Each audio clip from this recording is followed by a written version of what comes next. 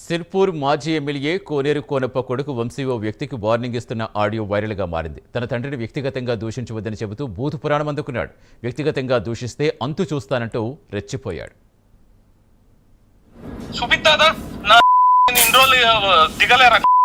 చూపిస్తప్పుడు ఆంధ్ర గోబ్యాక మేము ఆంధ్రలో మేము సరే వెళ్ళిపోతాం రా భయ్, చూపించిపోతాం మేము.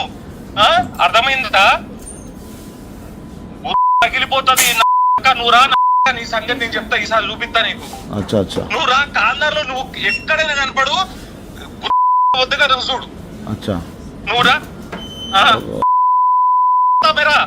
అత్తిమై నేను చూపిస్తా నీకు. ఇంకోసారి పిచ్చి పిచ్చి వేసాలు చేసినావు అనుకో మంచిగా ఉండదు. అవన్నా వాళ్ళకు కూడా చెప్పు కదా, నా వీడియోస్ పెట్టు. ఎవడరా పెట్టింది నీకు? ఎవడు పెట్టినాడు? కోపాడు పెట్టలేదా అన్న? వెళ్ళిపోతా. నువ్వు రా చూద్దాం. మొన్ననే పడింది ఒక్కొక్కరికి, ఎవరికో తెలుసు. అరే ఎవరికి ఎందుకు పడుతుంది అన్న? ఎవరికి ఎందుకు పడుతుంది అనుకో.